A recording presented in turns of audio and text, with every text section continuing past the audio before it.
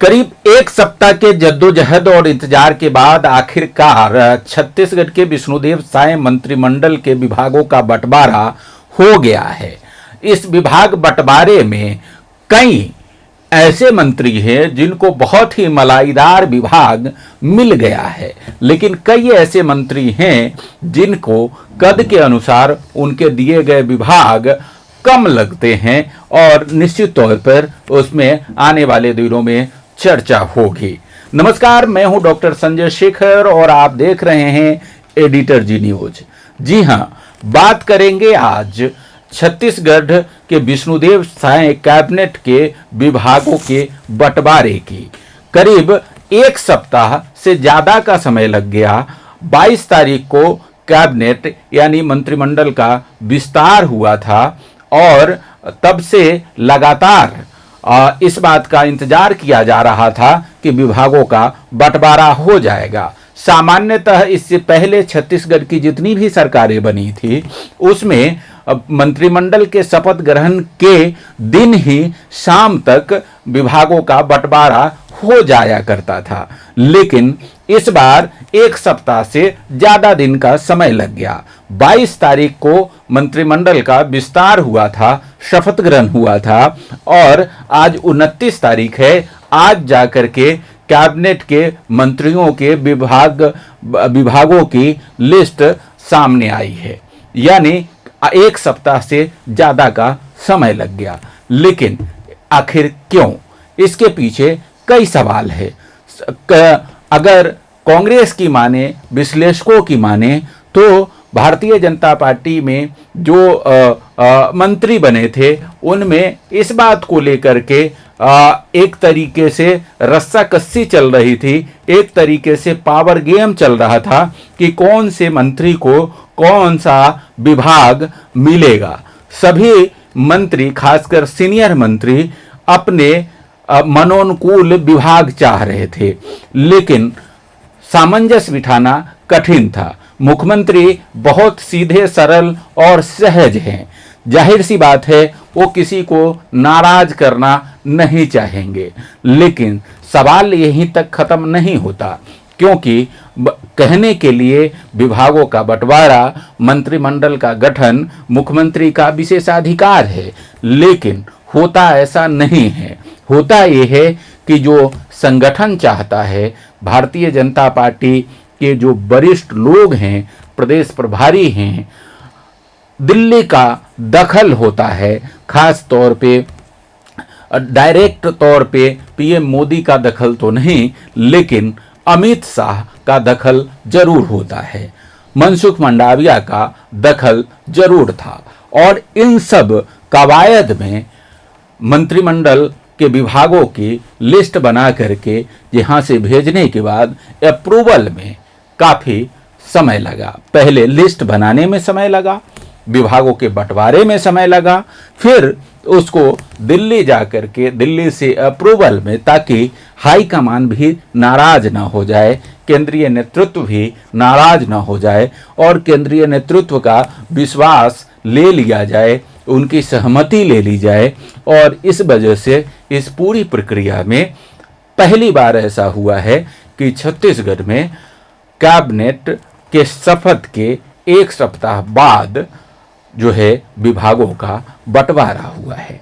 और विभागों का बंटवारा अगर उसमें एक सप्ताह लग जाए, एक सप्ताह से ज़्यादा का समय लग जाए, तो निश्चित तौर पर सवाल उठते हैं और कांग्रेस पार्टी ने भी इस पर सवाल उठाया। आइए आपको सुनाते हैं कि कांग्रेस पार्टी ने किस तरीके से सवाल उठाया। उसके बाद मैं आपको बताऊंगा कि जो मंत्रिमंडल के विभागों का बंटवारा हुआ है उसमें किस मंत्री के हिस्से कौन से विभाग आए हैं और इस बंटवारे में कौन से मंत्री का कद बढ़ गया है और कौन से मंत्री का कद छोटा हो गया है, या यूं कहे कि उनको कद के अनुकूल विभाग नहीं दिया गया है। तो सबसे पहले सुनिए कि कांग्रेस ने इस पर किस तरीके से सवाल उठाए। मलाईदार विभागों के बंटवारे में आपसी बंदरबाट के कारण अभी तक मंत्रियों के विभागों का बंटवारा नहीं हो पा रहा है। काफ़ी सारे मंत्री पूरी ताकत लगाए हुए हैं कि उन्हें मलाईदार विभाग मिले, और इसी चक्कर में इनके यहाँ मंत्रियों का बंटवारा नहीं हो रहा। दरअसल भारतीय जनता पार्टी सरकार में सिर्फ और सिर्फ जनता का शोषण करने आई है। जनता की सेवा करने आए होते तो इनको मंत्रियों के विभागों में बंटवारा करने में इतनी देर नहीं लगती। अरे किसी भी मंत्री को उसकी रुचि के अनुसार विभाग दे दिया जाता। लेकिन यहाँ जो सत्ता के मलाई के बंदर बांट के चक्कर में मंत्रियों के विभाग का बंटवारा नहीं हो रहा है। तो आपने देखा, कांग्रेस कह रही है कि मलाईदार विभाग सभी मंत्री चाह रहे थे और इसके लिए सिर्फ फुटौल हो रही थी, और इसी वजह से मंत्रिमंडल के बीच विभागों का बंटवारा नहीं हो पाया। और छत्तीसगढ़ के इतिहास में पहली बार है जब शपथ ग्रहण के एक सप्ताह बाद जो है वो मंत्रिमंडल के विभागों का बंटवारा हो पाया है। तो जाहिर सी बात है, सवाल तो लाजमी है, उठेगा ही, उठ भी रहा था, लेकिन इस सब के बीच में अब विभागों का बंटवारा हो गया है। पहले मैं आपको बताता हूं कि कौन से मंत्री को कौन सा विभाग मिला है। सबसे पहले मुख्यमंत्री विष्णुदेव साय, उनके पास कौन कौन से विभाग रहेंगे। जैसे कि परंपरा है, मुख्यमंत्री सामान्य प्रशासन विभाग अपने पास रखते हैं, तो उनके पास सामान्य प्रशासन विभाग है। खनिज उनके पास है, ऊर्जा उनके पास है, जनसंपर्क मुख्यमंत्री के पास रहेगा, वाणिज्य कर आबकारी मुख्यमंत्री के पास रहेगा, परिवहन विभाग मुख्यमंत्री के पास रहेगा, और इसके अतिरिक्त अन्य विभाग जो किसी को आवंटित नहीं होगा वो भी मुख्यमंत्री के पास रहेगा। एक सामान्य परंपरा खासकर 2003 से इसी तरह से चल पड़ी थी। डॉक्टर रमन सिंह ने अपने तीनों कार्यकाल में ये तमाम विभाग अपने पास रखे थे। परिवहन उनके पास नहीं था और वाणिज्य कर उनके पास नहीं था, लेकिन उनके पास जो है वो फाइनेंस अपने पास रखे हुए थे।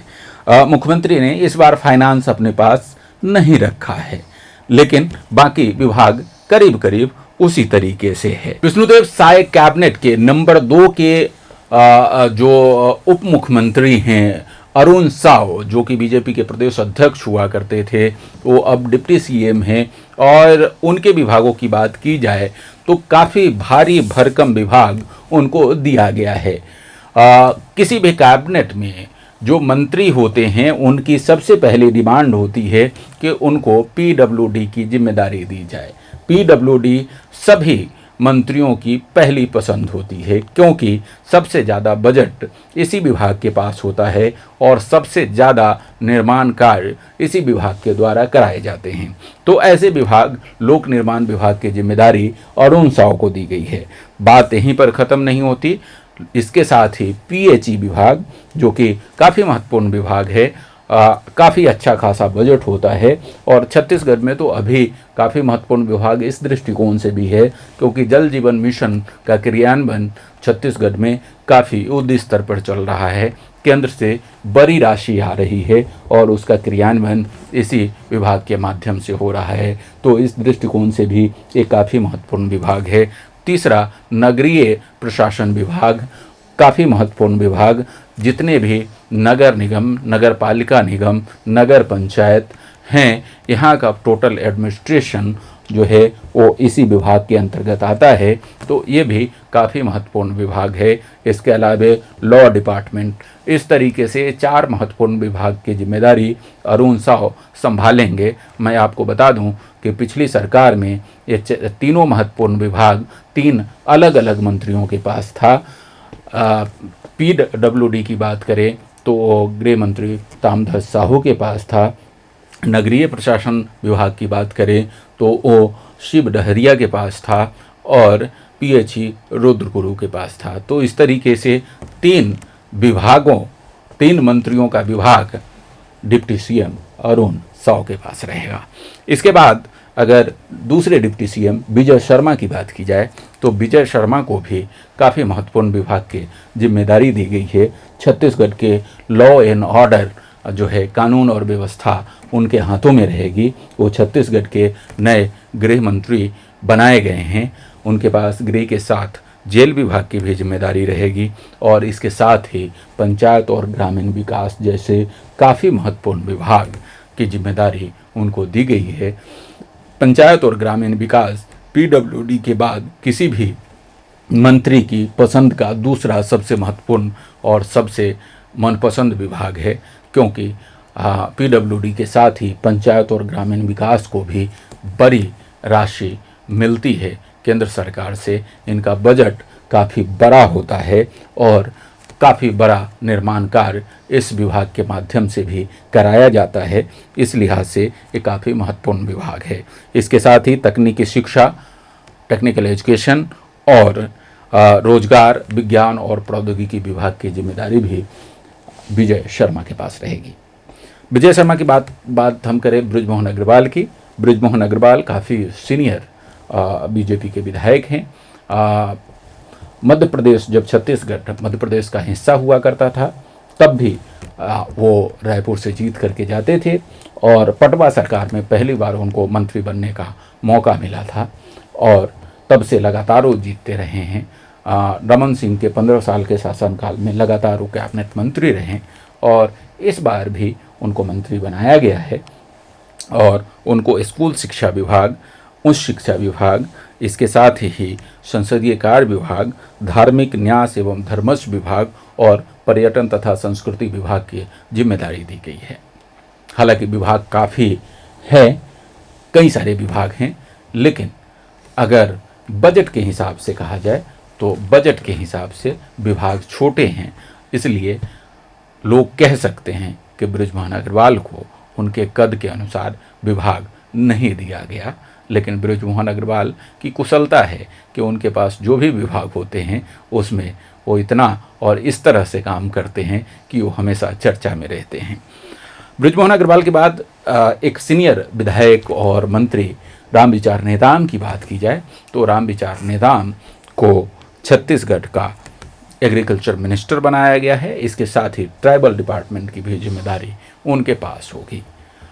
काफ़ी सीनियर मेंबर हैं, मध्य प्रदेश के ज़माने से वो जीत करके विधानसभा पहुंचते रहे हैं, छत्तीसगढ़ में भी जीतते रहे हैं और छत्तीसगढ़ के रमन कैबिनेट में भी वो उसका हिस्सा रह चुके हैं। अब फिर विष्णुदेव साय कैबिनेट का हिस्सा है और उनको 2 महत्वपूर्ण विभागों की जिम्मेदारी दी गई है।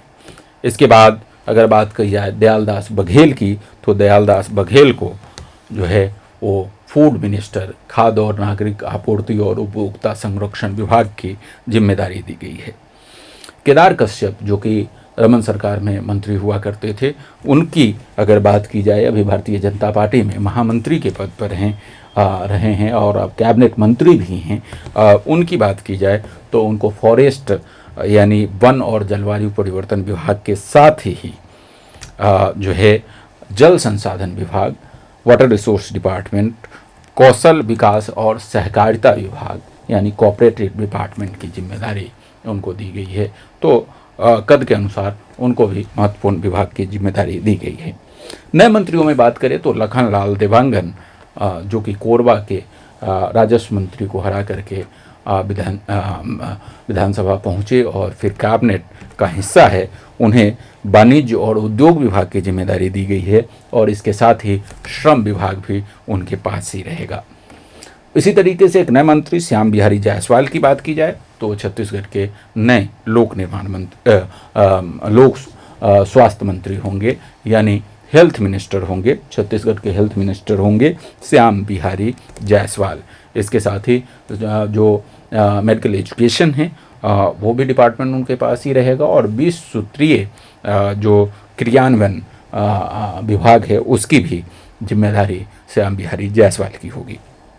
श्री ओपी चौधरी बहुत ही चर्चित नाम, IAS छोड़ करके कलेक्टर की नौकरी छोड़ करके बीजेपी को ज्वाइन किया था और उसके बाद चुनाव लड़े थे। हालांकि पिछले चुनाव में वो हार गए थे, इस बार उनको जीत हाथ लगी। इस बार उन्हें जीत दर्ज की और जीत दर्ज करने के बाद अमित शाह ने कहा था कि आप इनको विधायक बनाइए, हम बड़ा आदमी बना देंगे।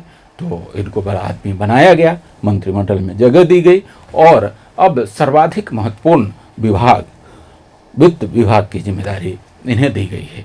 सामान्यतः रमन सरकार के समय से ये परंपरा रही है कि मुख्यमंत्री इस विभाग को, वित्त विभाग को अपने पास ही रखते रहे हैं।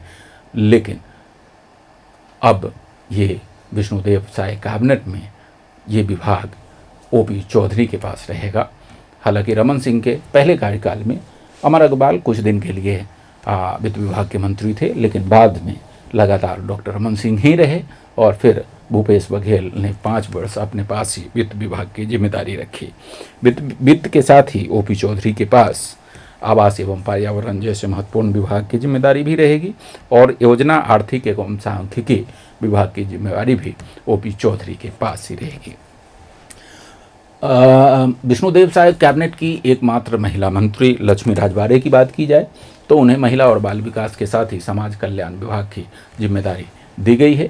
परंपरा रही है कि पहले कैबिनेट से जो एकमात्र मंत्री अगर रहती है महिला, तो उनको ही महिला और बाल विकास विभाग की और समाज कल्याण विभाग की जिम्मेदारी दी जाती रही है और वही परंपरा का निर्वहन इस कैबिनेट में भी हुआ है, विष्णुदेव साय सरकार में भी हो रहा है।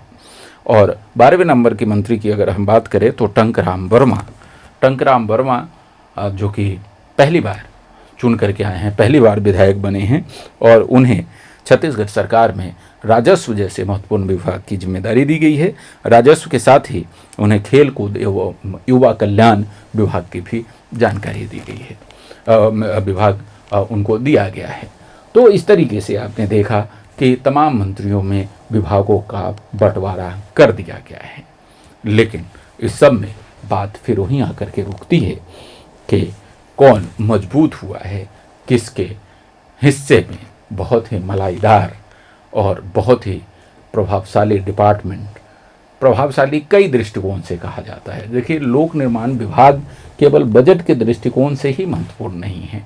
लोक निर्माण विभाग के माध्यम से छत्तीसगढ़ में तमाम निर्माण के कार्य होते हैं, उससे तमाम लोग जुड़ते हैं मंत्री से, चाहे ठेकेदार हो, चाहे नीचे स्तर तक के तमाम जनप्रतिनिधि, पंच से लेकर के सरपंच से लेकर के और ऊपर तक के तमाम जनप्रतिनिधियों की उनसे अपेक्षा होती है, क्योंकि डेवलपमेंट का कार्य उनके हाथ में होता है।